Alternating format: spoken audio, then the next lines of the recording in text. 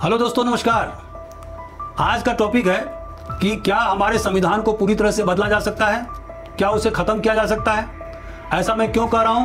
क्योंकि अभी 18वां लोकसभा का आम चुनाव चल रहा है और इसमें सत्ता पार्टी ने अब की बार 400 पार का नारा लगाया है।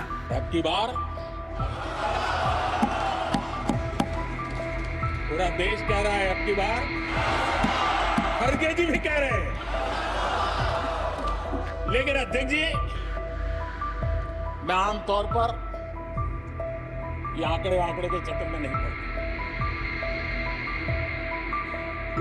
लेकिन मैं देख रहा हूं देश का मिजाज एनडीए को तो 400 पार कर पाई के रहेगा, लेकिन भारतीय जनता पार्टी को 370 सीट अवश्य देगा।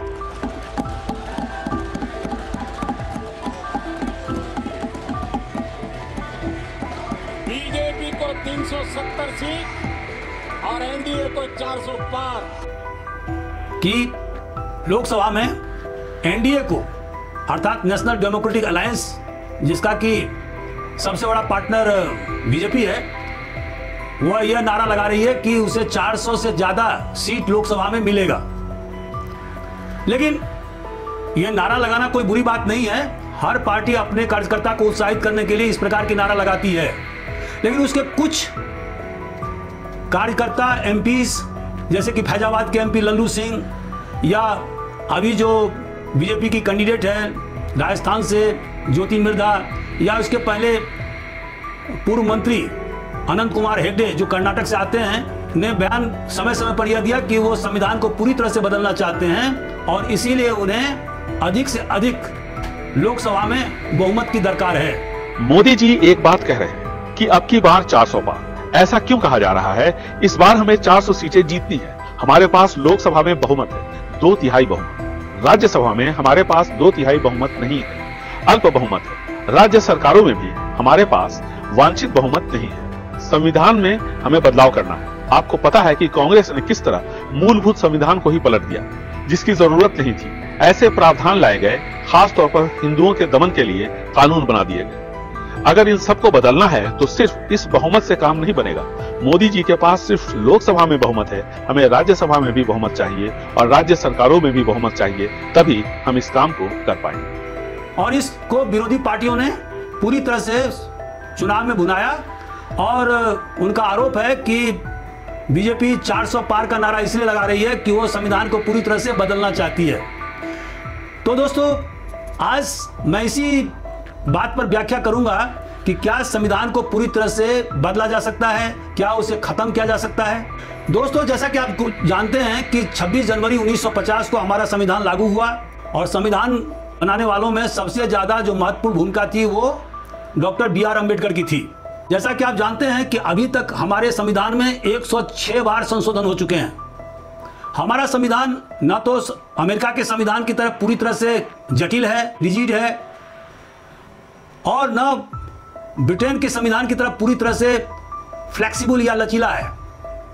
यह रिजिडिटी और फ्लेक्सिबिलिटी दोनों का समन्वय है, अर्थात कुछ आर्टिकल्स का संशोधन आसानी से किया जा सकता है, लेकिन कुछ उपबंधों का संशोधन या आर्टिकल का संशोधन बहुत कठिनता से किया जा सकता है। हमारे संविधान में धारा 368 में संविधान से संबंधित संशोधन का वर्णन है और इसके अनुसार 2 प्रकार से संविधान के संशोधन की कार्रवाई की जा सकती है। पहला प्रकार है स्पेशल मेजॉरिटी, मन विशेष बहुमत। तो स्पेशल मेजॉरिटी मतलब क्या होता है कि कोई भी संविधान संशोधन विधेयक केवल पार्लियामेंट के दोनों में से किसी एक सदन, माने राज्यसभा या लोकसभा में लाया जा सकता है। यहां पर अमेरिका की संविधान की तरह राज्य के असेंबलीज को कोई अधिकार नहीं है और वो संविधान संशोधन नहीं ला सकते हैं। अगर ऐसा करते हैं तो पूरी तरह से प्रोसीजर का उल्लंघन होगा। तो कोई भी संविधान संशोधन केवल लोकसभा के दोनों सदनों में से किसी एक सदन में लाया जा सकता है और वहां पर 2/3 बहुमत, माने जो भी सदस्य हैं उनके 2/3 बहुमत से और एब्सोल्यूट मेजॉरिटी माने पूर्ण बहुमत दोनों का मिश्रण होना चाहिए, उसे पास किया जा सकता है। जैसे उदाहरण के स्वरूप मैं यहां बताना चाहता हूं कि मान लीजिए कि राज्यसभा का कुल स्ट्रेंथ है 250, माने मैक्सिमम 250 सदस्य हो सकते हैं राज्यसभा में, लेकिन वर्तमान में वहां अभी मात्र 240 सदस्य हैं जो विभिन्न राज्यों से चुन के आते हैं। 240 सदस्यों में से अगर मान लीजिए सभी सदस्य वहां मौजूद हैं जिस समय में संविधान संशोधन पर बहस हो रही है, तो 240 में से आधा मतलब 120 और प्लस 1 121 सदस्य का बहुमत होना चाहिए। यह हुआ पूर्ण बहुमत, ये पहला क्राइटेरिया है। और दूसरा क्राइटेरिया क्या है कि 240 का 2/3 बहुमत कितना होता है? 160, और 160 सदस्य का बहुमत होना चाहिए। तो इसमें जो 121 से चूंकि 160 ज्यादा है, तो इसीलिए राज्यसभा से अगर किसी संविधान संशोधन विधेयक को पास करना होगा तो उसे 160 सदस्यों का वोट मिलना चाहिए और तभी वह विधेयक पास होगा। और उसी तरह से लोकसभा में उसके बाद में उस संविधान संशोधन विधेयक को लाया जाएगा, वहां पर भी 2/3 सदस्यों के वोट की मंजूरी होगी और साथ साथ पूर्ण बहुमत माने एब्सोल्यूट मेजॉरिटी का भी दरकार होगा। अगर ये दोनों क्राइटेरिया पूर्ण किया जाता है तो यह माना जाएगा कि लोकसभा और राज्यसभा दोनों से संविधान संशोधन विधेयक पास हो गया है और इसके बाद में राष्ट्रपति के पास में उसे भेजा जाएगा। और दोस्तों, जैसा कि आप जानते हैं कि 24वें संविधान संशोधन के द्वारा जो 1971 में पास हुआ था, उसमें राष्ट्रपति के लिए मैंडेटरी कर दिया गया है, अनिवार्य कर दिया गया है कि अगर ऐसा संविधान संशोधन विधेयक लाया जाता है तो उस पर उसे दस्तखत करना अनिवार्य होगा। तो इसका मतलब क्या हुआ कि जिस तरह से सामान्य बिल में राष्ट्रपति को अधिकार है कि वह अपने पास में बिल को विथहेल्ड कर ले, निलंबित कर ले या पुनर्विचार के लिए पार्लियामेंट के पास में भेजे, ऐसा अधिकार राष्ट्रपति को संविधान संशोधन विधेयक के बारे में नहीं है। अर्थात उन्हें अनिवार्य रूप से उस संविधान संशोधन विधेयक पर दस्तखत करना होगा। दोस्तों, ऐसे जो संविधान संशोधन विधेयक होते हैं उनके 3 प्रकार हैं। कुछ संविधान संशोधन विधेयक केवल पार्लियामेंट के दोनों सदनों से 2/3 बहुमत, जो अभी मैंने बताया, प्रेजेंट एंड वोटिंग के माध्यम से पास कराया जा सकता है। कुछ ऐसे संविधान संशोधन विधेयक हैं जो फेडरल स्ट्रक्चर को प्रभावित करते हैं, तो उसमें यह उपबंध है कि दोनों सदनों से विधेयक विशेष बहुमत से पास होने के बाद में उस बहुमत को आधे राज्यों के असेंबलीज में अनुमोदन करने के लिए भेजा जाएगा। और वहां पर जैसे कि हमारे देश में 28 राज्य है, तो 14 राज्यों से अनुमोदन होना जरूरी है। यहां पर यह कहना जरूरी है कि हमारे देश में कम से कम 6 राज्यों में लेजिस्लेटिव काउंसिल है, लेकिन उनकी भूमिका संविधान संशोधन विधेयक में कुछ भी नहीं है, 0 है। और राज्य के जो असेंबली हैं उन्हें भी केवल सामान्य बहुमत से उस संविधान संशोधन विधेयक को पास करना होता है। लेकिन यह संविधान में कहीं नहीं कहा गया है कि वह कितने दिन के अंदर में उस संविधान संशोधन विधेयक को मंजूर करने के बाद में वापस पार्लियामेंट के पास में भेजेगा। ऐसे जो संविधान संशोधन विधेयक होते हैं जो हमारे फेडरल स्ट्रक्चर को या संघात्मक ढांचा को प्रभावित कर सकते हैं, जैसे कि अभी जीएसटी कानून बनाया गया, या जो 7वीं सूची में जो यूनियन लिस्ट, कंकरेंट लिस्ट और स्टेट लिस्ट का प्रावधान है, अगर उसमें किसी प्रकार का कोई संशोधन किया जाता है, या राष्ट्रपति के इलेक्शन के बारे में कोई संशोधन आता है, या केंद्र के अधिकार के बारे में, या लेजिस्लेचर के अधिकार के बारे में, या केंद्र और राज्य के संबंध के बारे में अगर कोई कानून लाया जाता है, तो ऐसे कानून को पार्लियामेंट से पास कराने के अतिरिक्त उसे हमारे देश के कम से कम आधे राज्य मतलब 14 राज्यों के स्टेट असेंबली से कानून पास कराना होगा। लेकिन असेंबलीज के लिए 2/3 बहुमत का क्राइटेरिया लागू नहीं है, वो केवल सिंपल मेजॉरिटी से, मतलब अगर किसी असेंबली की सदस्य संख्या मान लीजिए 230 है, तो 116 सदस्यों के अनुमोदन से वो बिल पास समझा जाएगा। दोस्तों, हमारे संविधान में बहुत सारे ऐसे उपबंध हैं जहां पर कि संविधान संशोधन की जरूरत नहीं होती है और इसका उल्लेख धारा 368 में नहीं है, जो कि संविधान संशोधन का उपबंध है। और ऐसे उपबंधों को अगर अमेंडमेंट किया जाता है या संशोधित किया जाता है तो उसके लिए सिर्फ और सिर्फ सामान्य बहुमत की जरूरत होती है, सिंपल मेजोरिटी की जरूरत होती है। जैसे कि नागरिकता का कानून या किसी राज्य का नाम बदल देना या उसके बाउंड्री को या जो सीमा क्षेत्र है उसको बढ़ाना या घटाना या किसी दूसरे राज्य में मिला लेना या जो यूनियन टेरिटरी मतलब संघीय क्षेत्र से संबंधित है या जो पार्लियामेंट के जो प्रिविलेजेस हैं, विशेषाधिकार हैं या जो सुप्रीम कोर्ट के अधिकार को बढ़ाने वाला जो कानून है, ये सब विधेयक सामान्य बहुमत से दोनों सदनों के द्वारा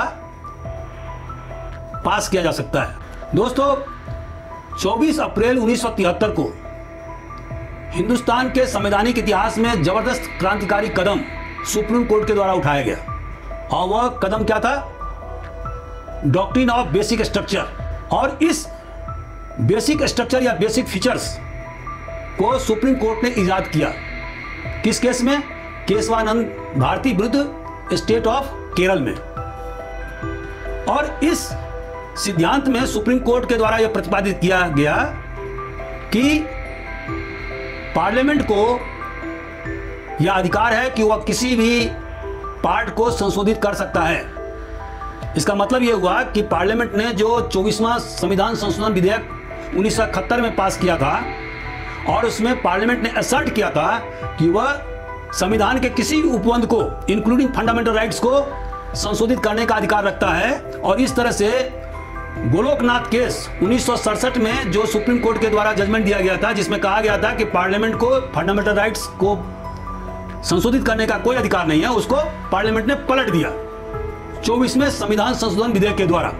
तो 1973 में सुप्रीम कोर्ट ने यह कहा कि हाँ, पार्लियामेंट को यह अधिकार है कि वो किसी भी उपबंध को, किसी भी पार्ट को संशोधित कर सकता है, लेकिन वह संविधान के मूल ढांचे माने बेसिक स्ट्रक्चर या संविधान की जो मूल विशेषता है उसको वह बदल नहीं सकता है। लेकिन उस केस में सुप्रीम कोर्ट ने यह नहीं बताया कि संविधान की कौन कौन सी मूलभूत ढांचा है या उसकी विशेषता है।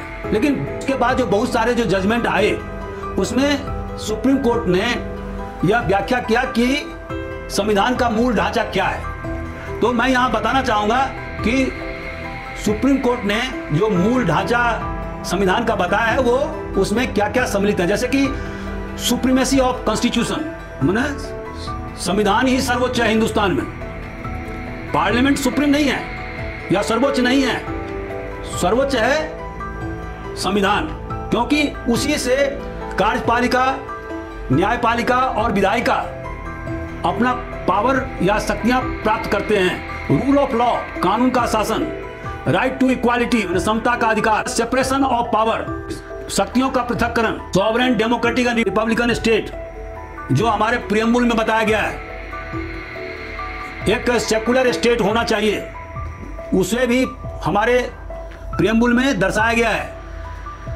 कि राज्य पंथ निरपेक्ष होगा। इंडिपेंडेंस ऑफ जुडिशियरी माने न्यायपालिका की स्वतंत्रता, जुडिशियल रिव्यू, न्यायिक पुनरावलोकन का अधिकार, पार्लियामेंट्री डेमोक्रेसी, संसदीय प्रणाली, आर्टिकल 226 और 227 के तहत में हाई कोर्ट के अधिकार, उसी तरह से आर्टिकल 32, 136, 141 और 142 के तहत में सुप्रीम कोर्ट के अधिकार, fundamental rights, directive principles of state policy, free और फेयर इलेक्शन माने चुनाव का संचालन स्वच्छ तरीके से होना चाहिए, और limited power of the parliament. और इस तरह से उन्होंने पार्लियामेंट के अधिकार को सीमित किया। दोस्तों, ये जो doctrine of basic structure supreme court के द्वारा प्रतिपादित किया गया, इसका पहला प्रयोग सुप्रीम कोर्ट के द्वारा इंदिरा नेहरू गांधी केस में किया गया 1975 में, और इसमें उन्होंने संविधान संशोधन विधेयक 39वां को निरस्त कर दिया, जिसमें यह बताया गया था कि भारत के प्रधानमंत्री या लोकसभा के स्पीकर का जो चुनाव होता है उसे किसी भी कोर्ट में चैलेंज नहीं किया जा सकता है। और सुप्रीम कोर्ट ने यह स्टैंड लिया कि जुडिशियल रिव्यू माने न्यायिक पुनरावलोकन का अधिकार डॉक्ट्रिन ऑफ बेसिक स्ट्रक्चर से जुड़ा हुआ है, माने अर्थात उसका हिस्सा है, इसलिए उसे निरस्त कर दिया गया। 1976 में 42वें संविधान संशोधन विधेयक के द्वारा पार्लियामेंट ने असर्ट किया कि वह किसी भी उपबंध को इंक्लूडिंग फंडामेंटल राइट्स को संशोधित कर सकता है, बदल सकता है और उसे किसी भी कोर्ट में चैलेंज नहीं किया जा सकता है। तो दोस्तों, मिनर्वा मिल्स केस 1980 में सर्वोच्च न्यायालय ने यह निर्णय दिया कि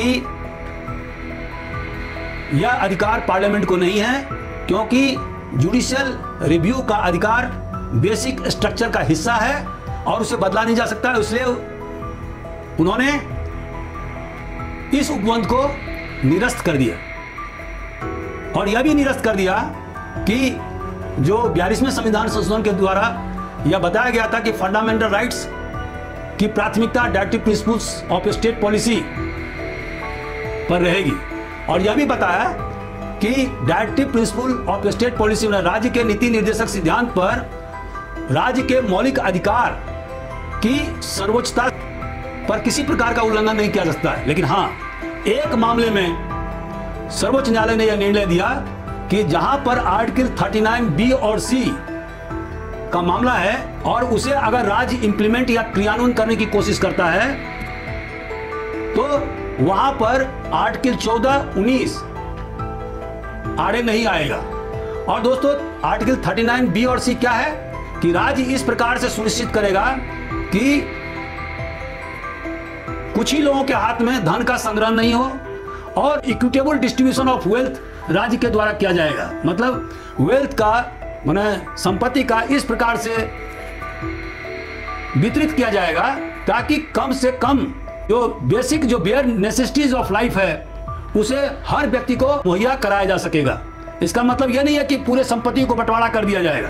इसका मतलब यह है राज्य ऐसा व्यवस्था करेगा कि हर व्यक्ति को कम से कम उसे मूल आवश्यकताओं की पूर्ति किया जा सके। दोस्तों, बामन राव केस 1981 में पुनः सुप्रीम कोर्ट ने डॉक्ट्रिन ऑफ बेसिक स्ट्रक्चर माने मूल ढांचा का सिद्धांत को लागू किया और उन्होंने कहा कि 24 अप्रैल 1974 के बाद से जो भी संविधान संशोधन किए गए हैं और उसे 9वें अनुसूची में रखा गया है ताकि उन्हें जुडिशियल रिव्यू से पृथक किया जा सके, वो सभी संविधान संशोधन न्यायिक पुनरावलोकन के अधीन आएंगे। दोस्तों, निचोड़ क्या है? निचोड़ यह है कि आज की परिस्थिति में अगर किसी भी पार्टी को 400 या 400 से ज्यादा भी सीट लोकसभा में आ जाए, राज्यसभा में भी 2/3 बहुमत हो जाए, तो पर भी वह संविधान के मूल ढांचे को बदल नहीं सकता, क्योंकि आखिरकार सुप्रीम कोर्ट संविधान का संरक्षक है, गार्जियन है। और जब भी ऐसा काम पार्लियामेंट के द्वारा किया जाएगा, मान लीजिए हमारे देश में अभी संसदीय प्रणाली है और अमेरिका में राष्ट्रपतीय प्रणाली है, प्रेसिडेंशियल फॉर्म ऑफ डेमोक्रेसी है। अगर कोई सरकार संसदीय प्रणाली को बदलकर राष्ट्रपति प्रणाली में presidential form of government America की तरह लाना चाहे तो वह नहीं कर सकता है। क्यों?